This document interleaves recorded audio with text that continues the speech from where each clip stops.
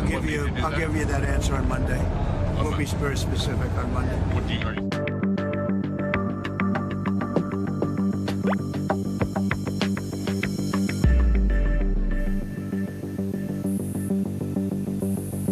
once those tariffs are in place, they're non-negotiable. Is That's that right? But the tariffs will be in place in the not distant future.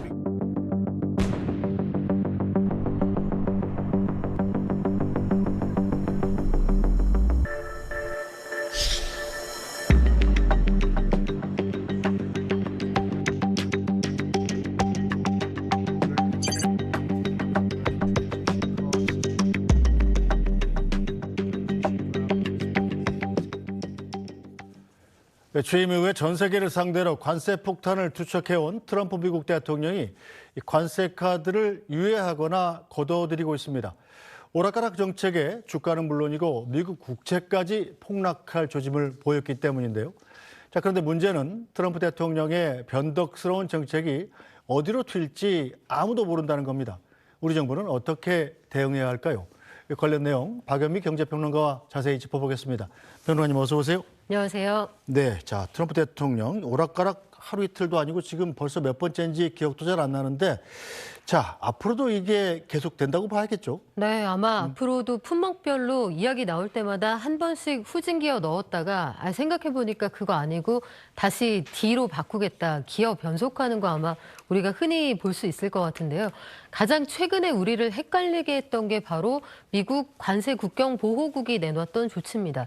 지난 11일에 그 현지에서 나온 보도는 뭐였냐면 관세 국경 보호국이 홈페이지를 통해 리스트를 발표했는데 스마트폰과 전자제품을 포함한 20가지 품목에 대해서 상호 관세를 면제하겠다. 이런 입장이 나온 겁니다. 이 소식에 반색하면서 상호 관세 최대 피해주라고 했던 애플 등의 주가가 급등하기도 했는데 지난 주말에 부랴부랴 트럼프 대통령이 그거 아니다. SNS를 통해서 상호 관세는 부과 안 하는데 관세 면제가 아니라 품목별 관세로 요 바구니를 옮기는 네. 것뿐이다. 이렇게 설명을 했습니다. 해서 도대체 관세를 매긴다는 거냐 만다는 거냐, 매긴다면 몇 퍼센트 매기는 거냐 굉장히 혼란이 크기도 했습니다. 네, 자 트럼프 대통령이 이렇게 관세 정책으로 전 세계를 들었다 놨다 하면서 자화자찬을 쏟아내고 있습니다. 이 관세 정책으로 미국은 큰 부를 얻을 거라고 강조하고 있습니다. All sorts of companies are coming into our country at levels that we've never seen before.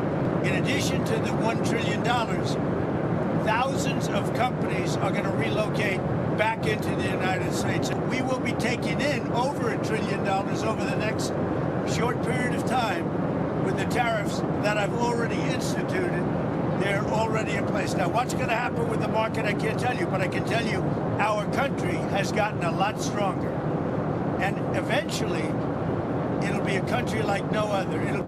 Tariffs don't drive U.S. trading partners into the hands of the Chinese. I'm not worried about it. I'm not worried about it. If they want to be in the hands of the U.S., they don't want to be in the hands of the Chinese. And the Chinese have turned out to be really not very good at that. People that are with us, they're with us.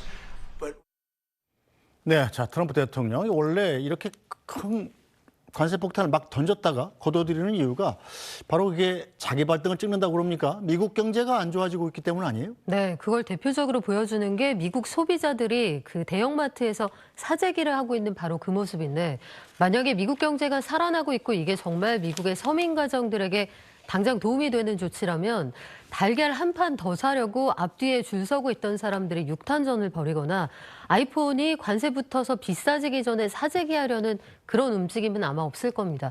자동차에 대한 품목별 관세 25%가 붙기 전에도 사람들이 매장으로 달려가서 자동차를 미리 선점하려는 그런 모습을 보이기도 했는데 결과적으로 싸게 살 수 있었던 걸 비싸게 사도록 만들면서 미국 서민 가정이 더 어려워졌다 이런 이야기가 나오고 있습니다. 네, 자 서민 경제는 물론이고 지금 미국 국채가 흔들리고 있잖아요. 네. 미국 국채는 왜 흔들리는 겁니까? 미국 국채라는 건 전 세계에서 가장 안전한 자산으로 꼽혀왔죠. 특히 미국 국채 10년물의 경우에는 전 세계에서 가장 안전할 뿐만 아니라 전 세계 시장에 지표금리를 제공하는 상품으로 꼽혔습니다. 왜냐하면 그 원금과 이자를 미국 정부가 보증을 하는 그런 상품이기 그렇죠. 때문인데 전 세계에서 가장 경제가 튼튼하다고 믿었던 미국 국채를 사람들이 안 사거나 혹은 시장에 던진다는 얘기입니다. 왜냐하면 트럼프 대통령의 정책 방향이 워낙 헷갈리다 보니까 이러다가 미국 경기 침체 오는 거 아니야? 네. 그러면 미국 경기 침체가 와버리면 미국 경제가 튼튼하지 않다는 건데 굳이 우리가 비싼 미국 국채 살 필요가 있느냐? 엔화로 돼 있는 일본 국채 살 수도 있고 다른 나라도 갈 수도 네. 있잖아요. 그래서 기존에 미국 국채 가지고 있었던 그런 쪽에서는 수익을 충분히 봤으니 던지고 새로운 수요는 나타나지 않는다는 거니까 결과적으로 트럼프 대통령이 하고 있는 이 정책들이 미국 국채 금리를 올려서 국채 금리 올린다는 건 미국 재무부가 내야 되는 이자가 늘어난다는 뜻이거든요. 그러니까 내가 내 발등 찍고 있다 이런 평가가 나오는 거고 단기간에 국채 금리가 급등했던 게 지난주 상황입니다. 네. 9일에 상하 관세 발효한다고 얘기하고 그 주에 그러니까 한 주 동안 10년물 국채 금리 상승폭이 지난 24년 사이 가장 컸거든요. 그래서 여기에 앗뜨거하면서 후진기어 넣고 여러 가지 유예 혹은 관세 면제 조치 이것에 대한 언급이 나오기 시작한 겁니다. 네, 자 그러자 트럼프 대통령 관세 폭탄 던지기에 대해서 잠시 숨 고르기에 나섰습니다. 특히 우리나라도 관심이 큰 반도체 관세에 대해선 유연성이라는 단어를 사용했습니다. Through that decision, I'll what made you do I'll that? give you that answer on Monday. We'll be very specific on Monday. Are you But suggesting you'll announce? we're taking in a lot of money. Do you know what rate the semiconductor tariff? I'm going to be announcing it over the next week. Things like iPhone. But we'll also talk to companies. You know, you have to show a certain flexibility. Nobody should be so rigid. You have to have a certain flexibility. And we're doing really well. And financially, our country is going to be stronger than it's ever been. 네, 자 트럼프 대통령이 반도체, 핸드폰 뭐 이런 데 대한 관세를 유예하겠다 이런 보도가 나가자마자 또 그건 아니고 따로 부과할 거다 이렇게 얘기했다가 이번에 또 유연성 있게 대처하겠다 이렇게 네. 얘기했단 말이에요. 이건 대체 무슨 뜻입니까?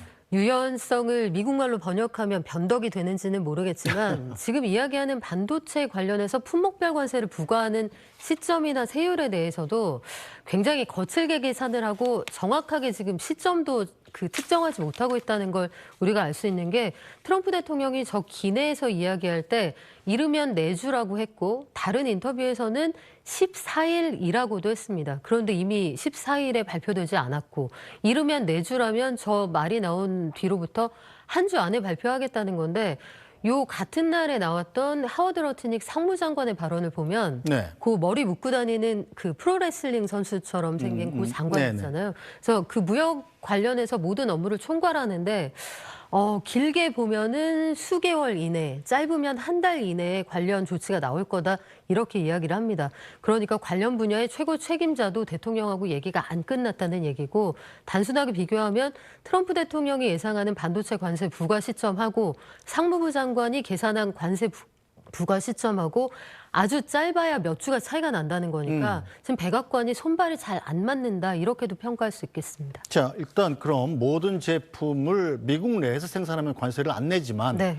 자 공장이란 걸 쉽사리 그렇게 함부로 빠른 시간 내에 옮긴다는 건 불가능한 일이잖아요. 이걸 미국 정부도 좀 인정하기 시작했다 이렇게 봐야 됩니까? 네, 그걸 대표적으로 보여주는 게 자동차 부품에 대한 관세 일시적인 면제입니다. 그러니까 GM이나 포드에서 아우성을 쳤겠죠. 보통 캐나다나 멕시코에 있는 부품 공장이나 중간 단계 공장을 거치면 포드나 GM에서 만드는 완성차의 경우에는 뭐 완성차를 아예 들여오는 경우도 있고 조립하는 경우도 있습니다만 29번 정도 부품이나 차체가 왔다 갔다 한다는 네. 겁니다. 그런데 이런 과정을 고려하면 이 국경을 넘을 때마다 관세 붙이면 장사하지 말라는 얘기거든요. 그래서 이런 상황을 충분히 고려할 때 우리가 자동차 업체를 좀 도와줘야 할 구석이 있을 것 같다. 트럼프 대통령이 직접 이렇게 발언을 했고 그래서 간밤에 포드하고 GM 주가가 4% 이상 올랐고요. 네. 오늘 국내장에서도 현대차나 관련 부품주의 주가들이 4% 전으로 튀어 오른 게 당분간 GM 포드 도와주기 위해서라도 관세를 유예하는구나 이 조치를 받아들였기 때문입니다.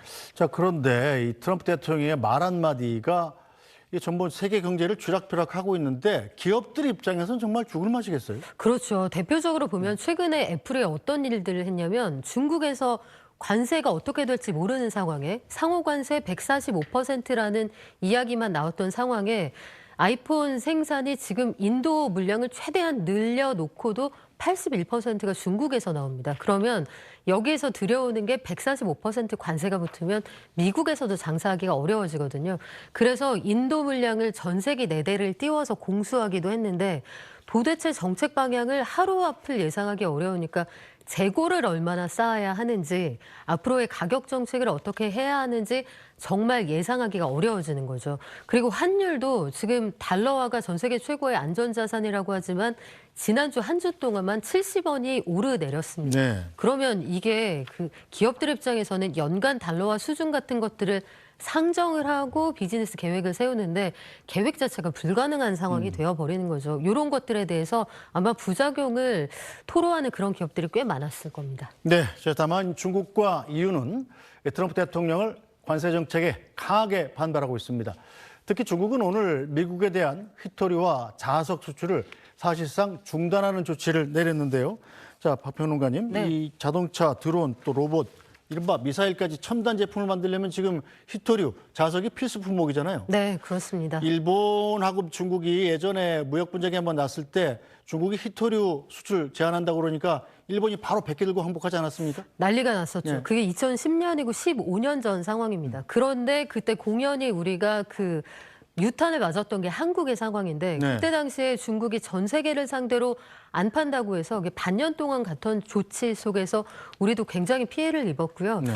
히토류 수출을 중단하는 조치가 사실 2월에 5가지 품목에 대해서 수출을 안 한다고 했고 이번 달 들어서도 사실상 지난 4일부터 시작이 됐는데 이게 뒤늦게 알려진 거죠. 왜냐하면 오늘부터 안 팔아 이렇게 말한 적은 한 번도 없고 중국 정부의 일관된 입장은 관세 같은 것들을 고려할 때 우리가 통관하는 절차를 좀 까다롭게 하겠다. 네. 그러면 우리가 수출할 때 문제가 있다고 얘기해버리면 어느 날 수입 못하는 겁니다. 그런 상황을 만들고 있는 건데 히토류는 첨단 산업의 비타민 이렇게 부릅니다. 다 만들어 놓고도 딱 그거 하나가 없어서 가동이 안 되는 아주 아픈 손가락인데 미국은 사실상 지금 기업들의 재고가 거의 바닥나 있는 상황이라고 하고요. 국내의 경우에는 기업들이 그 전례가 있기 때문에 한 반년에서 1년치를 쌓아두고 있다고 하지만 네. 장기화되면 어려워질 수 있습니다. 자, 중국의 히토리와 자석 수출 중단에 대한 미국 정부의 입장 같은 건 나왔나요? 매우 부적절하다. 네, 지금은 거기까지 나와 있는 상황이고요. 막 관세로 추가로 대응하겠다 이런 상황은 아닌 것 같습니다. 계속 이야기를 하면서 이런 조치는 부적절하다 언급을 하는데 우리는 대화하려고 한다. 협상에 나오면 우리가 충분히 트럼프 대통령의 표현을 빌자면 큰 은혜를 베풀겠다 이렇게 이야기를 하고 있습니다. 자, 어쨌든 시진핑 주석은 뭐 제가 베이징에서 지켜본 바로는 트럼프 대통령이 재집권할 때를 대비해서 이미 다 계획을 세우는 것 같아요. 네, 느낌이. 그렇습니다. 뭐 100대 맞으나 네. 145대 맞으나 중국 입장에서는 뭐 크게 타격 없다. 어차피 우리는 한 번도 발 뻗고 잔 적이 없다. 이런 입장인 것 같습니다. 일단 통계를 보면 이 미국에 대한 중국의 수출 비중이 좀 줄어든 것도 있고요. 자, 중국은 미국의 관세 협박에 순순히 응할 생각은 없어 보입니다.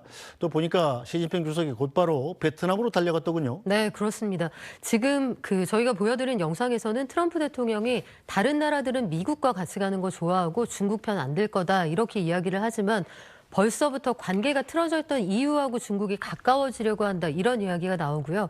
중국이 그동안은 그 1대1로라고 해서 큰 돈 들여가면서 인프라 깔고 차관 주면서 내 편을 만들었는데 지금은 손 안 대고 코 푼다 이런 평가가 나올 만합니다. 베트남의 경우에도 이번 상호 관세 46%를 맞았기 때문에 한국에서 베트남 거쳐서 수출하는 물량 이런 것들도 타격이 상당히 큰 상황이라 수출 많이 해서 이 중진국으로 가려고 하는 베트남 같은 경우에는 어느 편에 서야 되는지 줄 서겠다 이런 입장이 뭐 명확하게 읽힙니다. 네.